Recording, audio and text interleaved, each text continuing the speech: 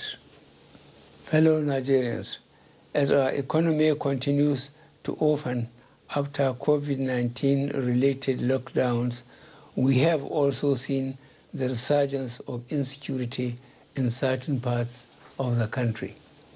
In the last 4 months, the gallant men and women of the military and security agencies have made tremendous progress in addressing these new security challenges. We are taking the fight to our enemies from all angles, and we are winning.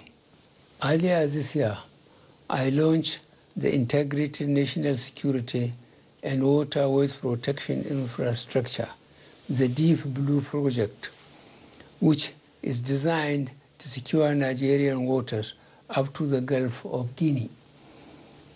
I am happy to inform Nigerians that we have taken delivery of key assets for this project, and very soon its impact will be felt. In the northeast region alone, over 8,000 Boko Haram terrorists have surrendered. To support our surge approach to fighting banditry, the Nigerian Armed Forces have recruited over 17,000 personnel across all ranks. Furthermore, I have also approved for the Nigerian Police Force to recruit 10,000 police officers annually over the next 6 years. I am also pleased to note that most of the Air Force platforms we acquired over the past 3 years have started to arrive in Nigeria. These will positively impact on security operation in all parts of the country. In line with Section 14, subsection 2b of the 1999 Constitution as amended, the security and welfare of Nigerians continue to be the prime focus on which programs and projects of our government revolves. Therefore, as a government, we are ready to arrest and prosecute all persons inciting violence through words or action. Our resolve for a peaceful, united, and one Nigeria remains resolute and unwavering. That said, our hope is not to fight for peace. We can always settle our grievances peacefully without spilling any blood. I will therefore take this opportunity on this special day that symbolizes the unity and oneness of our great nation to ask all Nigerians to embrace peace and dialogue, whatever your grievances. The seeds of violence are planted in people's heads through words. Reckless utterances of a few have led to losses of many innocent lives and destruction of properties. Such unfiltered and unsubstantiated lies and hate speeches by a few evil persons must be stopped. Our media houses and commentators must move away from just reporting irresponsible remarks to investigating the truth behind all statements and presenting the facts to readers. We must all come out and speak against the lies being peddled. At this point, I would want to sincerely appreciate the large number of our traditional, religious, and community leaders, as well as other well-meaning Nigerians who, in their various fora, are openly spreading the message of peaceful coexistence and conflict settlement through dialogue in their respective communities. Nigeria is for all of us. Its unity is not negotiable, and its ultimate success can only be achieved if we all come together with a common goal of having peace and prosperity for our nation. We shall continue to work on dialogue-based solutions to address legitimate grievances.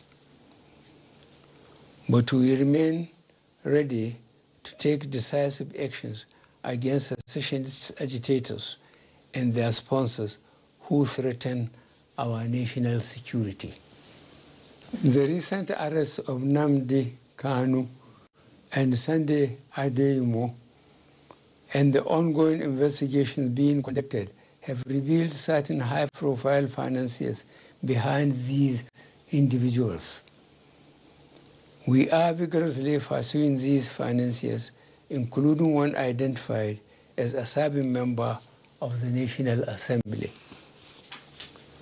Fellow Nigerians, this is a clear example of how people abandon their national leadership positions for their selfish gains. Instead of preaching unity, they are funding and misleading our youth to conduct criminal acts that sometimes lead to unfortunate and unnecessary loss of lives and property. As the so-called leaders ran abroad to hide, our innocent youth are misled and left in the streets to fight for their senseless and destructive causes. Government will continue with greater level of people's participation and in collaboration with our international partners to improve the security architecture, reduce enabling environment for criminality to thrive, and eliminate opportunities for terrorism financing. Fellow Nigerians, our unrelenting effort at resolving an almost 2 decades toil on the management of our petroleum resources and ensuring equitable consideration to our host communities has resulted in the enactment of the Petroleum Industry Act 2021. This act not only overhauls the institutional, regulatory, and fiscal framework of the petroleum industry, but also reduces the previous opacity associated with this sector. This is the first step to the reform, as the process is a continuous one. Already, to further improve the governance framework, I have sought for an amendment of Section 11, subsection 2b, and Section 34, subsection 2b. We also continue to review and amend as appropriate. At this juncture, it is very appropriate that I salute the leadership and members of the Ninth Assembly for their patriotism, dedication to duty, candor, and most importantly, the dispatch with which they have enacted legacy legislations for this nation. I do not take such level of cooperation for granted and hope it continues for the overall efficiency of the federal machinery. Nigeria's roadmap on local refining is on track with the commissioning of a modular refinery in Imo State. A second is scheduled for commissioning by the end of this year in Edo State, and the third one in Bayelsa State by 2022. In addition to the modular projects, we also have the 2 mega refinery projects coming up in Lagos and Akwa Ibom State. As these refineries are commissioned, more employment opportunities are created, and there would be increased petroleum products available for local consumption, which will significantly reduce our reliance on importation. In further demonstrating our plan to reduce our dependence on oil and tapping from our enormous gas resources, this administration remains committed to the Decade of Gas initiative, which is aimed at bringing to focus the utilization of our huge gas resources. Already, we are supporting and promoting various gas-based projects, including NLNG Train 7 and the mega urea and ammonia projects in the South-South region. As we continue to optimize and enhance our oil and gas sector, I am also proud and delighted to state that our economic diversification strategy remains on course with the persistent increase in non-oil sector contribution to GDP. We recovered from economic recession in Q4 of 2020 with a GDP growth rate of 0.11% and grew by 0.51% and 5.01% in real terms in the first and second quarters of 2021. The agricultural sector remains key to our economic diversification efforts, as the sector has been a consistent driver of the non-oil sector, contributing 22.35% and 23.78% to the overall GDP in the first and second quarter of 2021. We have seen significant private sector investment in almost all areas of the agricultural value chain, and these have continued even during the COVID-19 pandemic. Unfortunately, as our food production capacity has increased, food prices have been going up due to artificial shortages created by middlemen who have been buying and holding these essential commodities for profiteering. To address this, I am hereby directing the Ministry of Agriculture and Rural Development to rehabilitate the National Food Reserve Agency and also work with security agencies, the Nigerian Commodity Exchange, and the National Assembly to find a lasting solution to these disruptive and unpatriotic hoarding activities. To further enhance food production, we have completed several new dams and are in the process of rehabilitating several river basin development authorities to enhance groundwater supply for rain-fed agriculture as well as surface water for irrigation agriculture. The water projects we completed between 2015 to 2020 have improved Nigeria's access to potable water to 71% between 2015 and 2020. This means 12.5 million additional Nigerians now have direct access to potable water. Fellow Nigerians, this government remains concerned by the significant transportation infrastructure deficit we have. Addressing the challenges our commuters and lorry drivers face on the motorways is still a high priority to us. To complement our budgetary allocations, the Presidential Infrastructure Development Fund and the Road Infrastructure Development and Refurbishment Investment Tax Credit Scheme, we recently established a 15 trillion naira infrastructural corporation of Nigeria Limited, which is expected to begin operation by the fourth quarter of this year. Infraco will also focus on leveraging resources on a public-private sector basis for infrastructural development in Nigeria.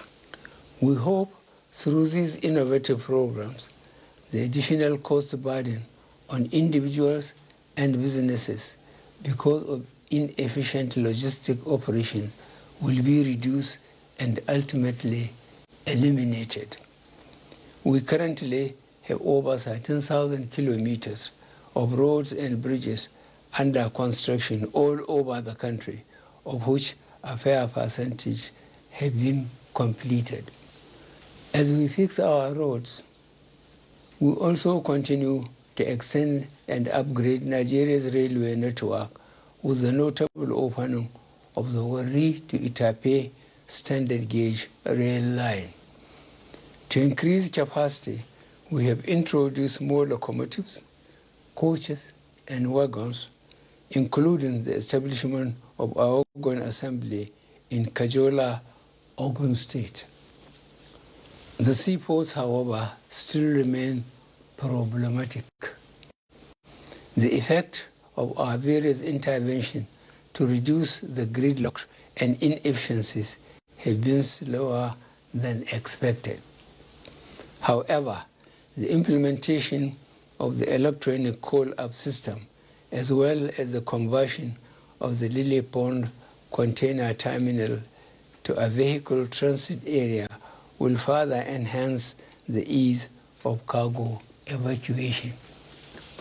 Our prioritization of developing Nigeria's digital economy has positively impacted the contribution of the ICT sector to our GDP. We hope our present efforts to ensure all Nigerians use a national identification number, as well as our planned rollout of the fifth generation network technology, will ensure we stay in line with the global innovation curve as a nation.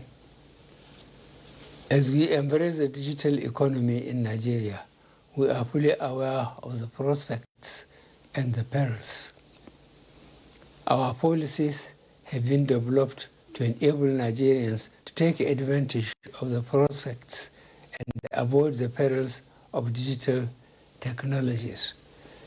Social media is a very useful platform that has enabled millions of Nigerians to connect with loved ones, promote their businesses, socialize, and access news and other information. However, recent events have shown that the platform is not just an innocuous platform for information dissemination. Rather, some users have misused the platform to organize, coordinate, and execute criminal activities, propagate fake news, and promote ethnic and religious sentiments.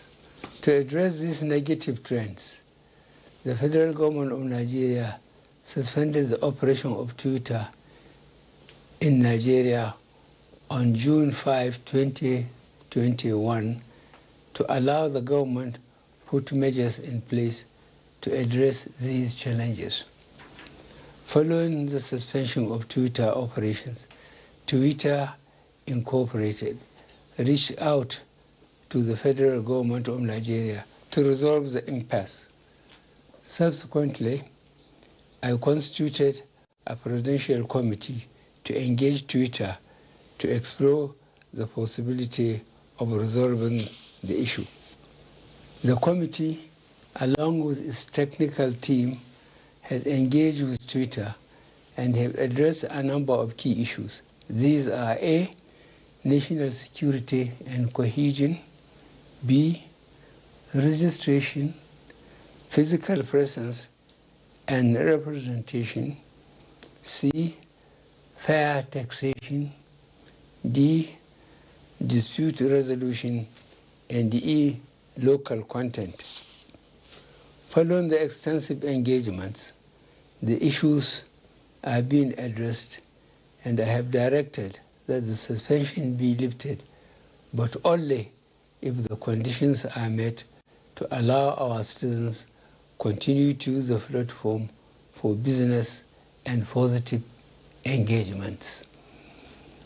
As a country, we are committed to ensuring that digital companies use their platform to enhance the lives of our citizens, respect Nigeria's sovereignty, cultural values, and promote online safety.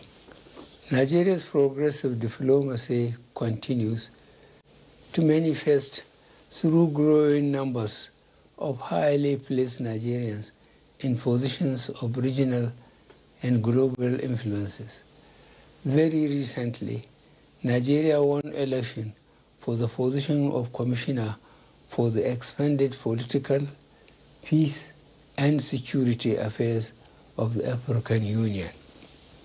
Our persistent calls for a reorganized and reformed ECOWAS to make the organization citizen-sensitive paid off with the acceptance by the authority of heads of state and government of ECOWAS to commence the agreed reforms in the organization ahead of the next election of the organization principal officers in December this year.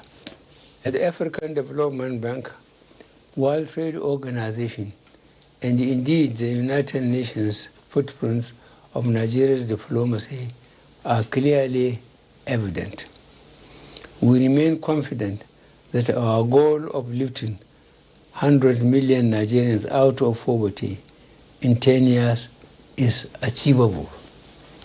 Considering the positive impact of our social investment programs, I recently approved an increase in the number of N-Power program beneficiaries from 500,000 to 1 million.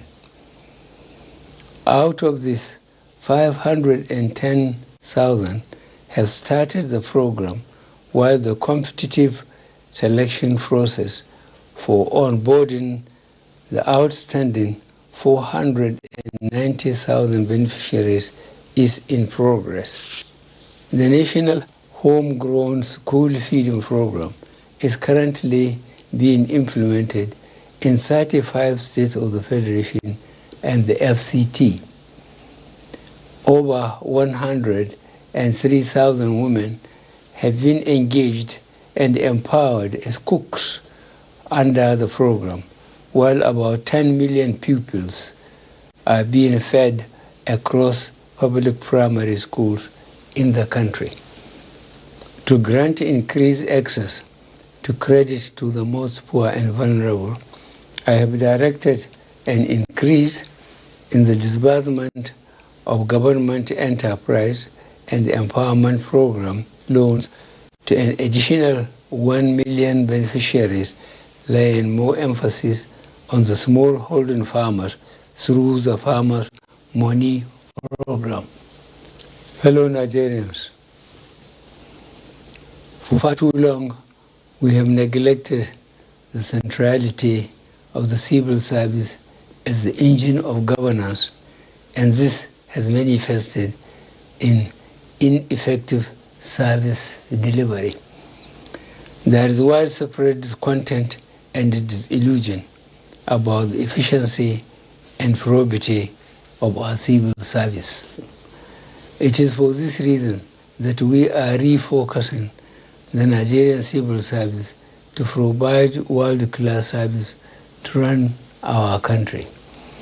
The youth of this great country remain propellants for our today and provide guarantees that we will have a secure tomorrow.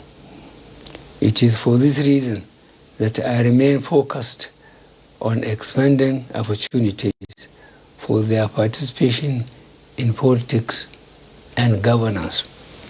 Recent appointments of young people into positions of authority and their track record so far gives me confidence that we need to bring more of them into governance, and this I promise to do.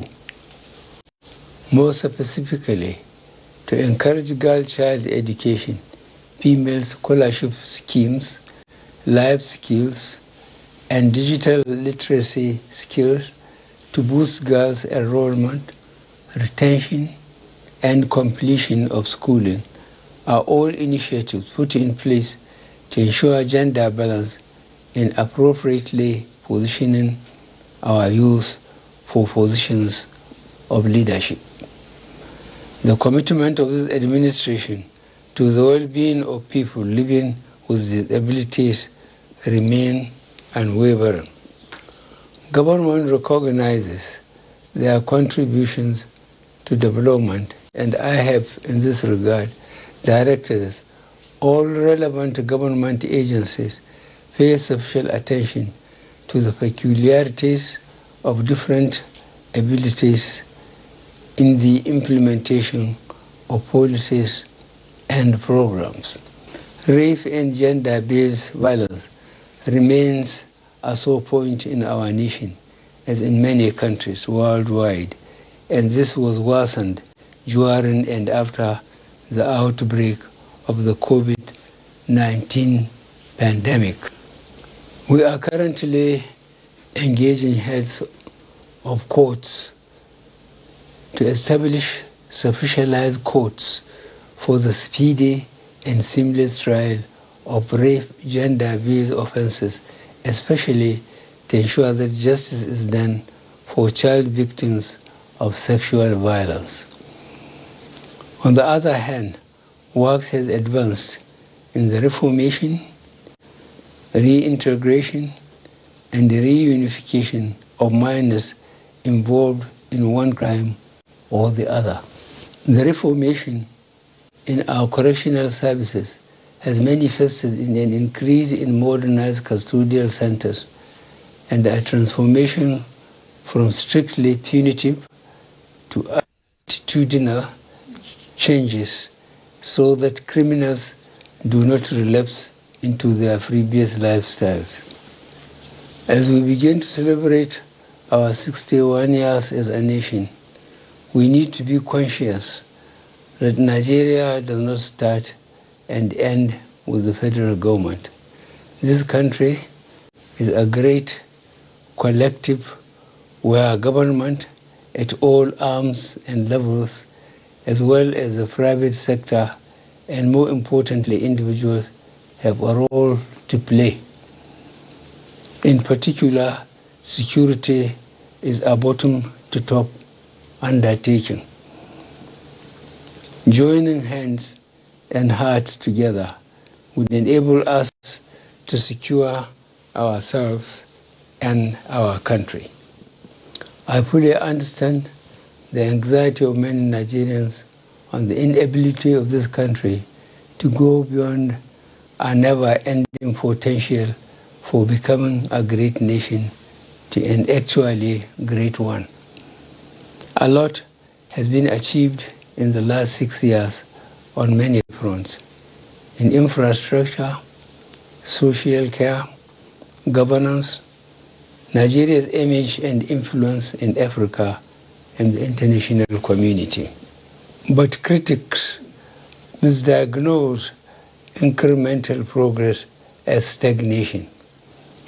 Since coming to power, this administration has tackled our problems head-on in spite of the meager resources. No government since 1999 has done what we have done in 6 years to put Nigeria back on track.